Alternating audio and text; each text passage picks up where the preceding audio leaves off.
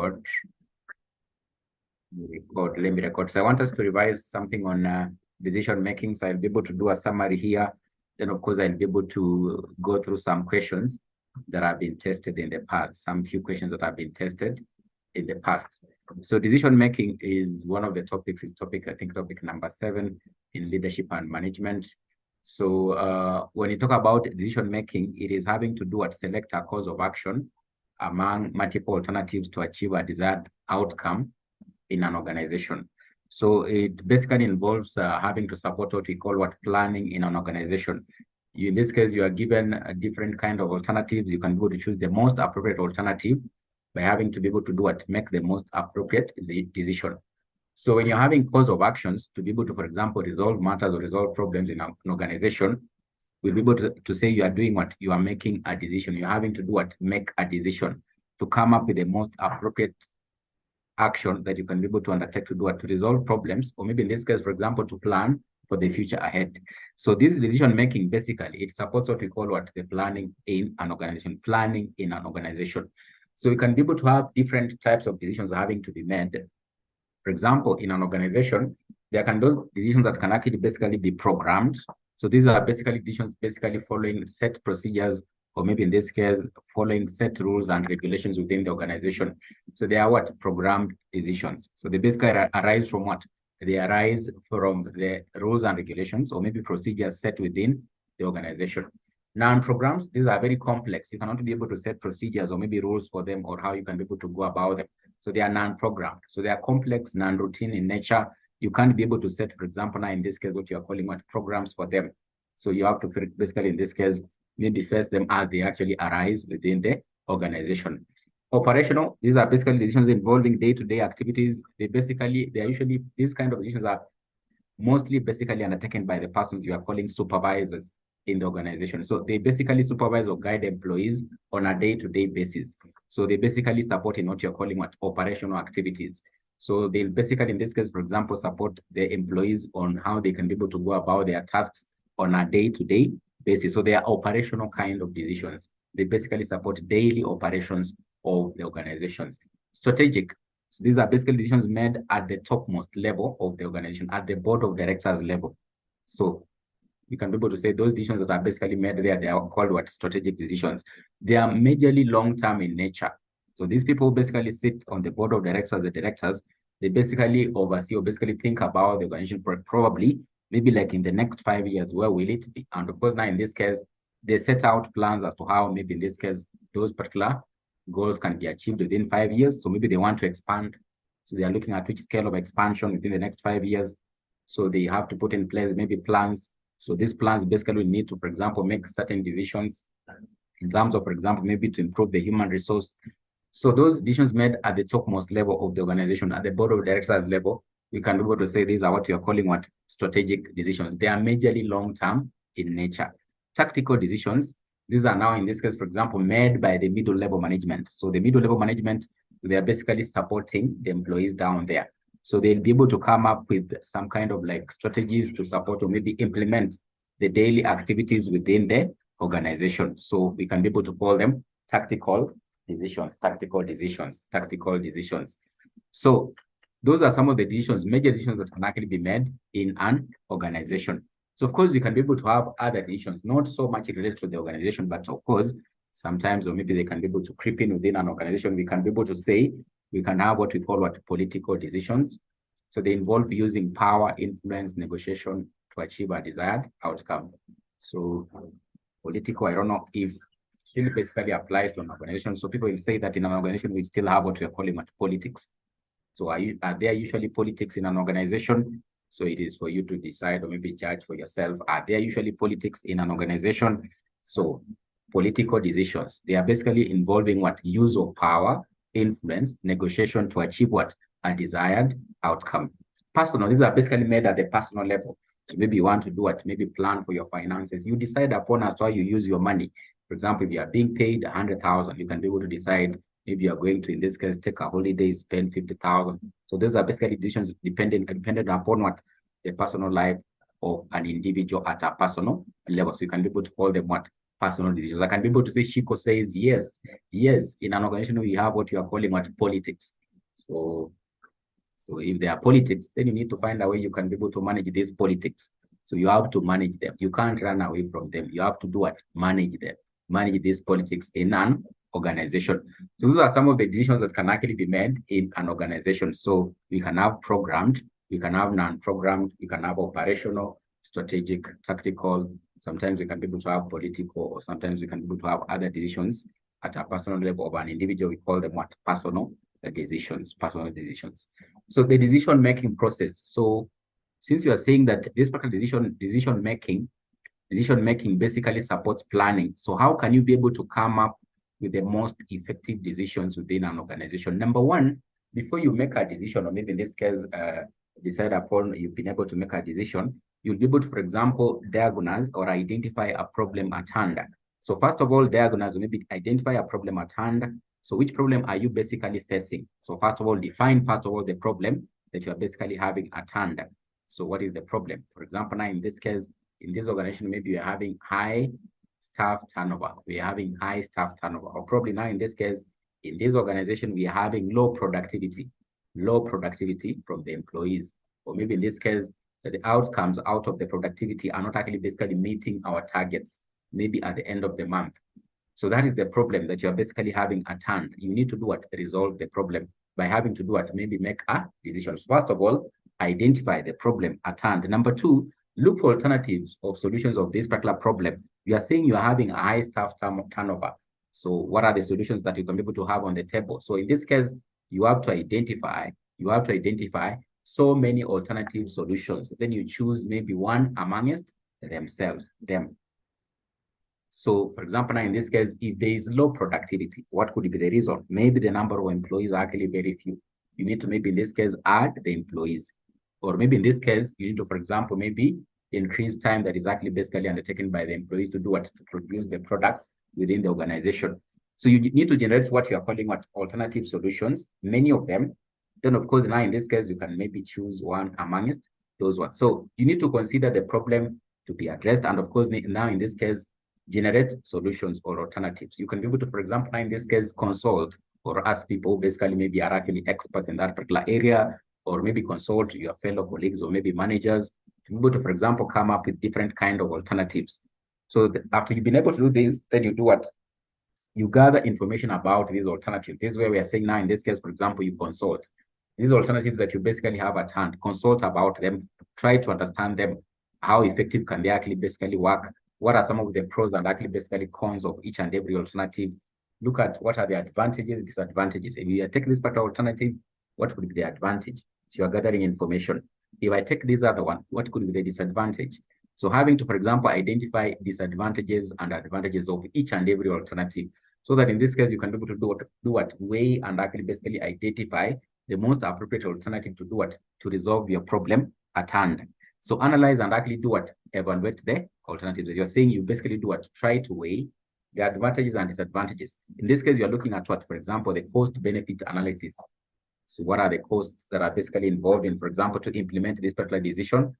Having to increase or maybe get more employees. What is the cost that will likely be incurred? What could be the benefit arising out of having to get more employees? So the marginal analysis of products with higher marginal contributions considered in what? Priority. If it is concerning productivity, look at, for example, what is the benefits arising out of having to maybe produce this particular kind of products if you compare the different kind of products you have at hand. So you can be able to use what we call decision trees. Then decide and select the most preferred alternative. So you've been able to evaluate these alternatives. Now choose the most appropriate one. Select the preferred solution or alternative. You've chosen that you're going to do what? Not going to increase time taken to produce products, but you're going to do what? Employ more employees. So you've already decided. So in this case, you do what? You decide upon the preferred solution. Then you do what? You implement that particular solution. How do you implement? For example, now in this case, if it is involving to get more employees, you have to do what you are calling what? Recruitment. You have to recruit the employees. So you have to follow the right processes of having to recruit employees. Maybe you'll be able to advertise, you recruit them. After having recruited them, you take them into the organization, you train them. After having been able to train them, you orient and actually train them. So in this case, you give them the tasks that they're supposed to be able to undertake. After that, maybe in this case, what do you do? Maybe you try to do what you are calling performance evaluation. Try to evaluate whether in this case they are performing optimally, they are able to meet the targets. So after you've been able to, for example, now in this case, come up with a preferred solution, you need to evaluate the outcomes. After you increase your employees, did the productivity of the products actually go up? Did you actually meet the target for the month? So that is having to do what evaluate the outcomes of the decisions you've been able to take. That is the procedure or process having to do what make a decision within an organization. So this decision making can end up having to come up with several challenges. It's not a smooth process. It is a very tedious process. So it can basically lead to you having to face what you're calling several challenges. So there can be several challenges that you might end up having to face when you're having to do what make a decision within an organization. For example, there are several challenges that can actually basically arise in the decision-making process. For example, there could be what you're calling biasness. So you can end up having to be biased. So then, of course, having to manage what you're calling emotions, making decisions with what you're calling emotions. So fear, anger, and what you're calling anxiety. Then dealing with the limited information. For example, if you don't get enough information, for example, in this case, to support the alternatives that you're having at hand, then you might end up not having to be able to make the most appropriate decision. So lack of information or lack of, in this case, know-how, maybe skills as well, maybe you can be able to implement some of the decisions. Balancing risks and benefits, sometimes to balance what are the benefits and risks or disadvantages of an alternative might not actually be very easy. So decisions often involve trade-offs, and it can be challenging to weigh the potential risks and actually what benefits. So if you look at these other one, the benefits are basically so good. These other one, the benefits are so good.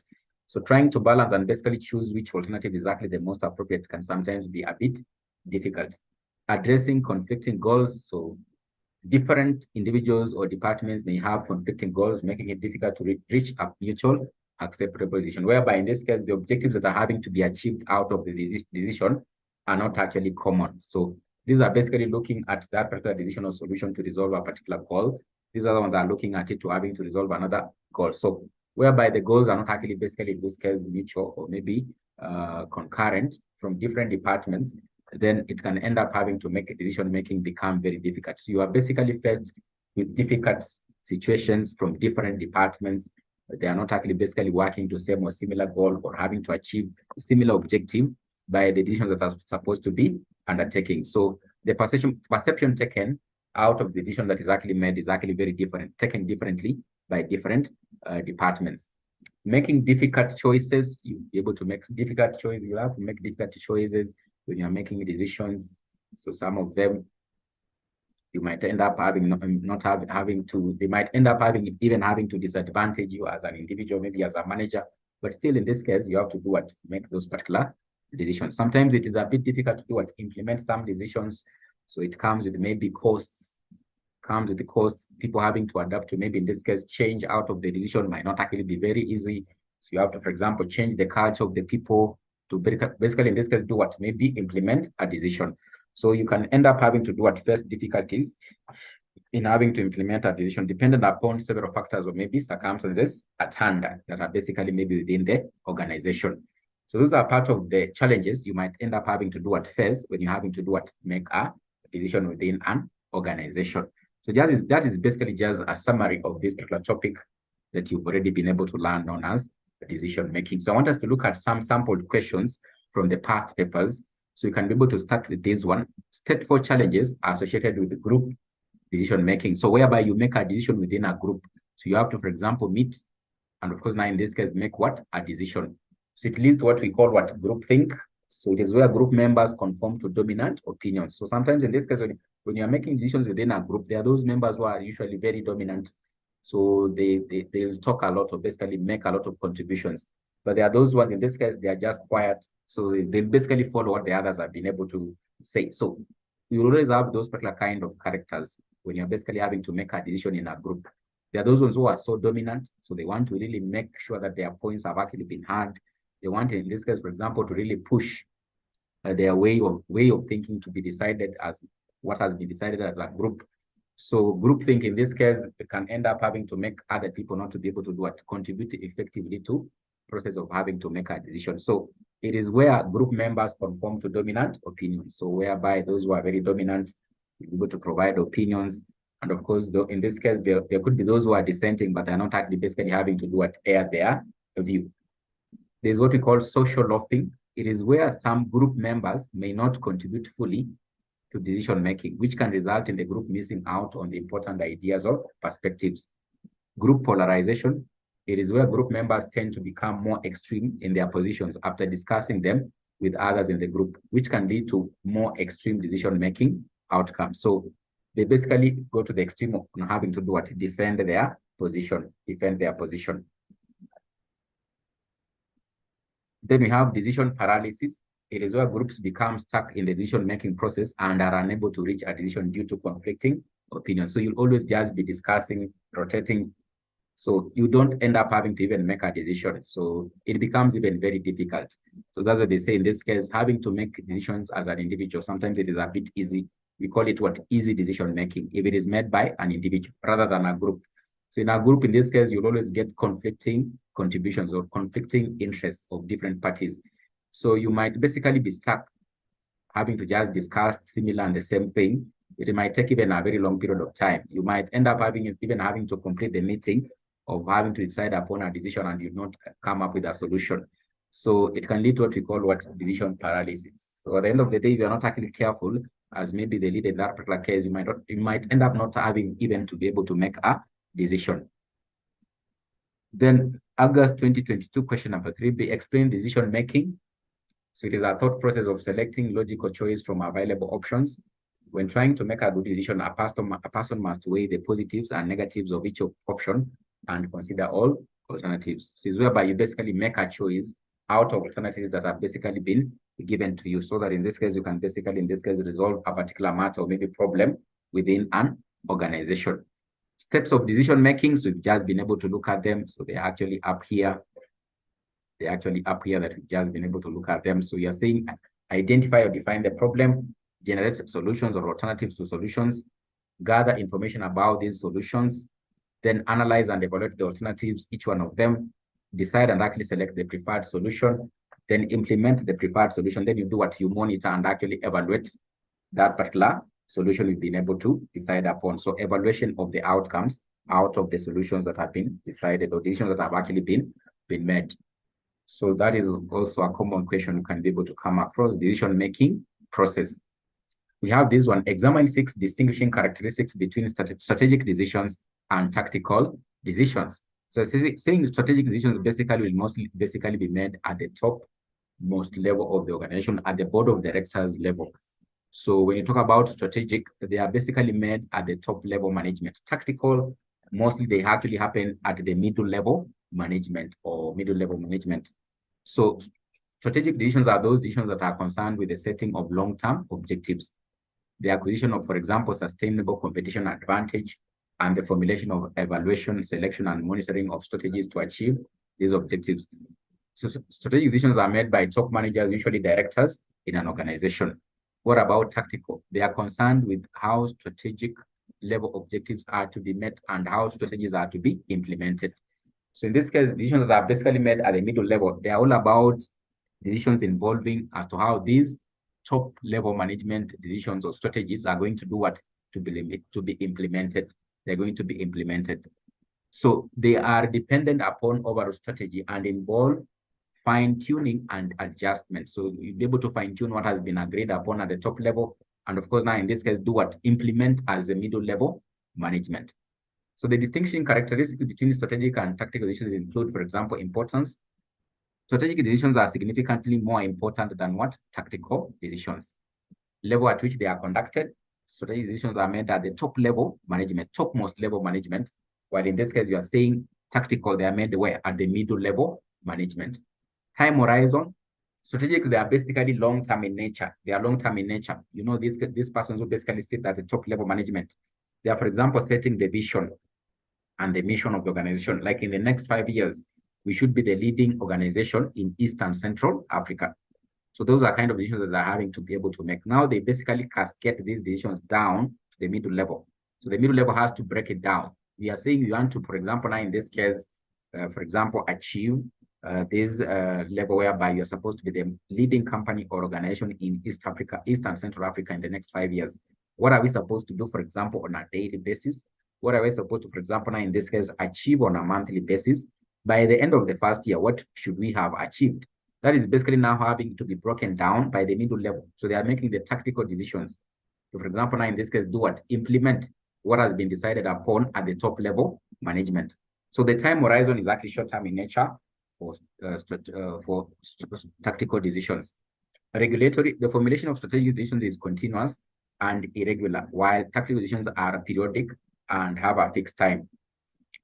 Strategic decisions require large amounts of external information. So before you make a strategic decision as the top level management, you have to do what you're calling consultation and even seek expertise advice. So they don't just decide that you're going to be, for example, the leading company in Eastern Central Africa in the next 5 years. So they have to do what we call consultation. So that's why in this case, those who basically sit at the top level management are usually people or basically experts who are maybe serving on other companies' board of directors, so that they bring in some kind of expertise. When these kind of strategies are having to be made or formulated, they can maybe be able to make a contribution. And of course, the organization can be able to come up with what you're calling reasonable strategic decisions.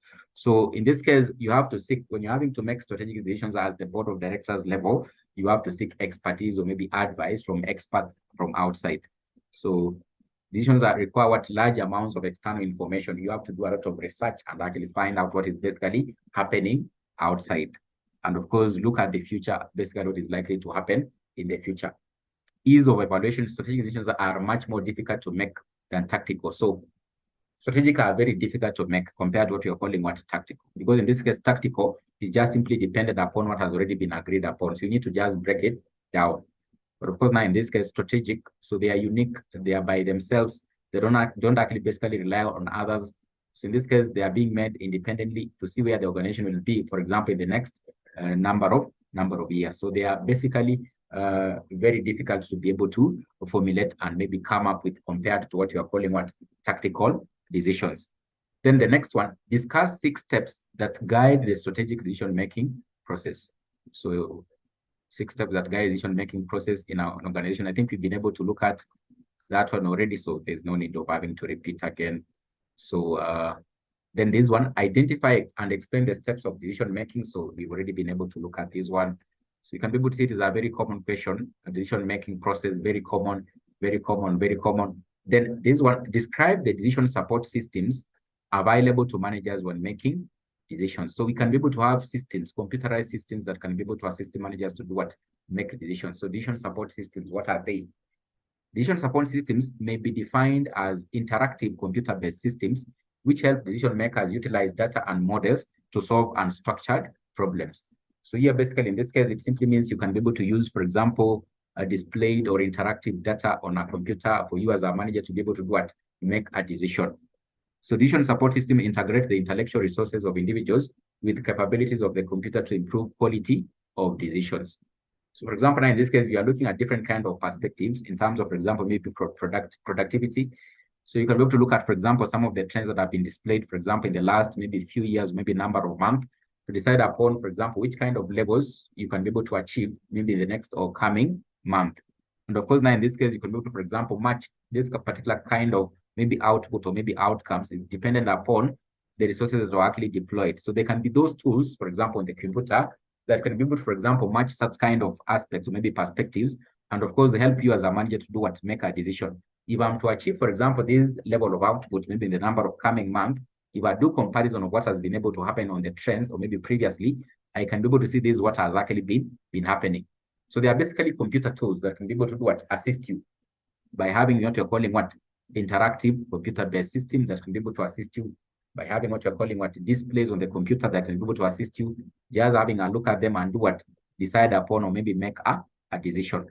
So they may be seen as interactive, flexible, and adaptable computer-based information systems that utilize decision rules and models, comprehensive database. So there's data that is actually involved, and decision makers' own insights.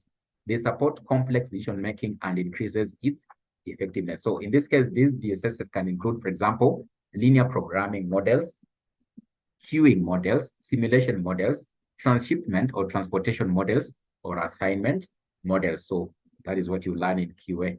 So benefits of decision support systems. what is the benefit of having to use, for example, these computer-based systems in terms of having to do what? Make decisions. So cost saving. So they eliminate costs associated with what? Wrong decisions. So you are likely to make effective decisions if you do what?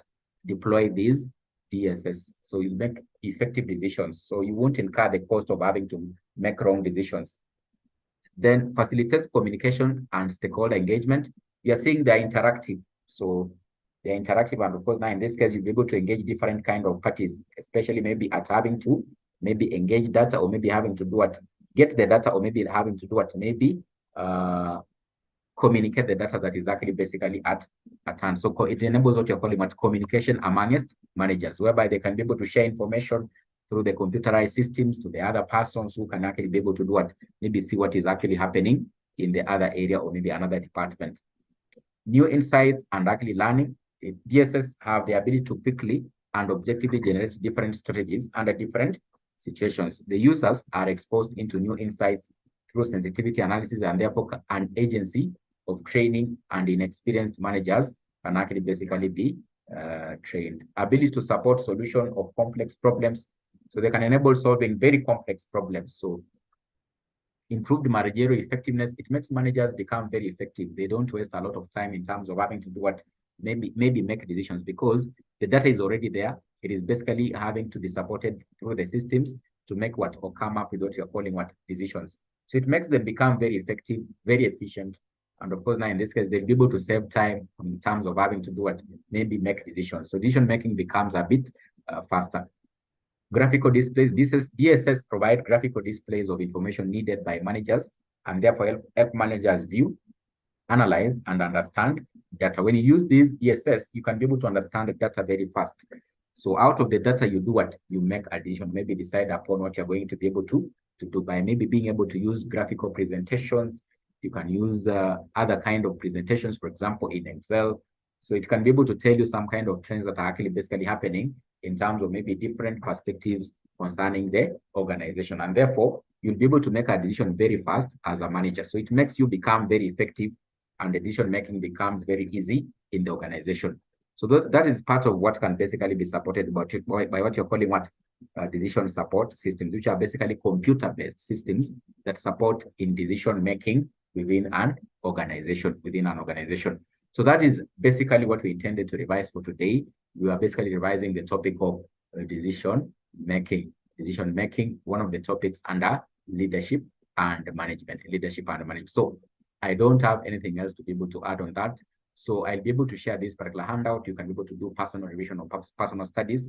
For those who are already in the discussion group, those who are already in the classes, you can be able to use it for your personal revision, So for those who haven't been able to join our classes, as I'm told, this particular session was actually basically free, coming to you courtesy of RCM Online College. You can be able to reach out to us, and of course, you can be able to enjoy such sessions concerning revision for different kind of subjects, all the units in CPA. So I don't know if there's any question or any concern up to that particular point, because I would wish to end there. So I don't know if the lesson has been helpful to you. Has it been helpful to you? You can give feedback. You can post a question. You can raise a concern. I'll be able to see there on the chat. Alternatively, you can be able to raise your hand. We will unmute you, and of course, you can be able to maybe speak to us or tell us any question you have, any contribution you would like to make. I can see some feedback here from Shiku, very well articulated.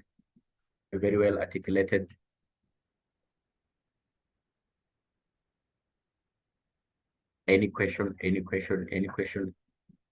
So if you haven't been able to join our sessions for revision, you can reach out to this number. This number will come in handy in having to assist you a lot to get attached to RCM Online College resources.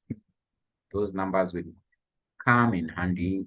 Those ones that have been able to live there will come in handy.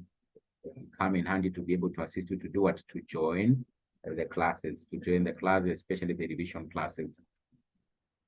Anyone who has a question? Before we could end this particular session?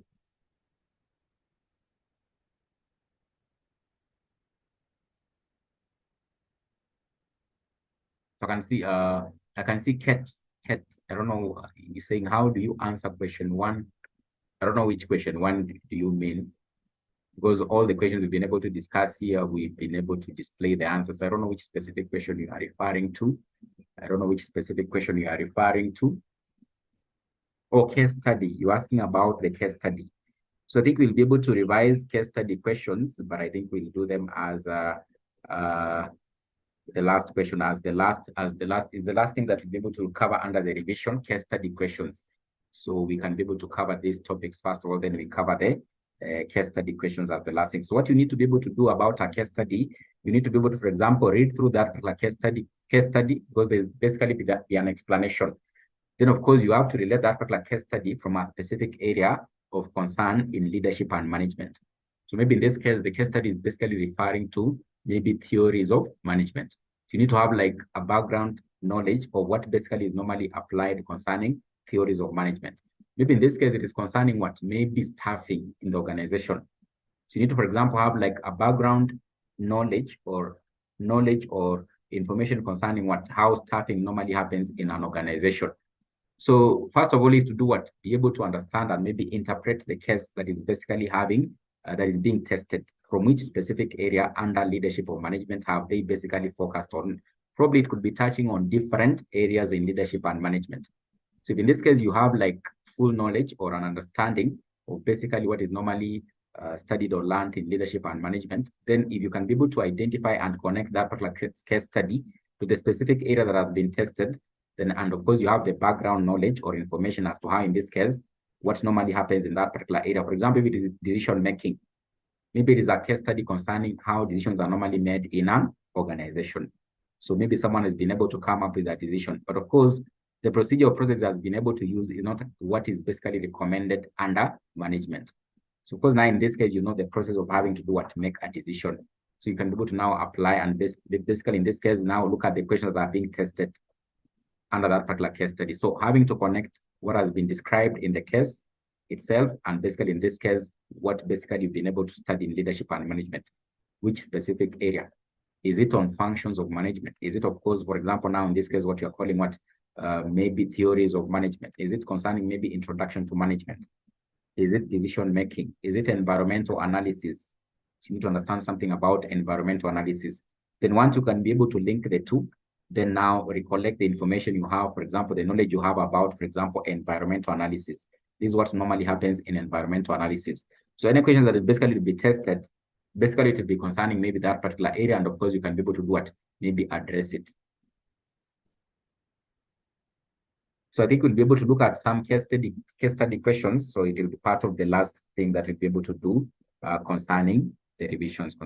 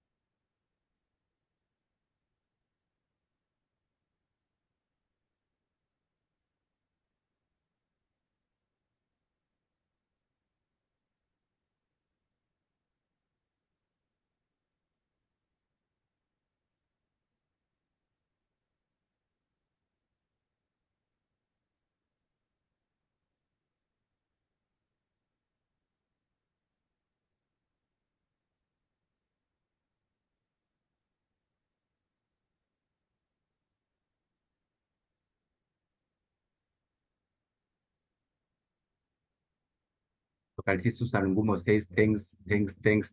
So I can see Saum says case study. So I can see Lindsay here says, explain how utilitarian approach helps to eliminate corruption, So I think I'm going to be able to post that particular answer on the group. You'll be able to see it, Lindsay. So here you are talking about, in this case, for example, having to ensure what you're calling what happiness within the organization. So you can be able to open doors for maybe whistleblowing, strengthening, for example, the frameworks, or for example, the rules and regulations within the organization, enhancing what you're calling whistleblowing, ensuring there's what you're calling transparency and actually accountability. So whistleblower protection, enhancing education and basically awareness. So efficient and use of, for example, in this case, effective ways or maybe processes or maybe technology within the organization to avoid any kind of loopholes that can be able to lead to what you're calling what may be corruption within the organization. So I'll be able to share the answer on the group discussion, Lindsay. Cooperation, incentivizing those who are basically maybe carrying out themselves ethically within the organization. You have to motivate them. Always monitor the process or maybe procedures you've been able to put in place, whether they can be able to eliminate what you're calling corruption. So such kind of things.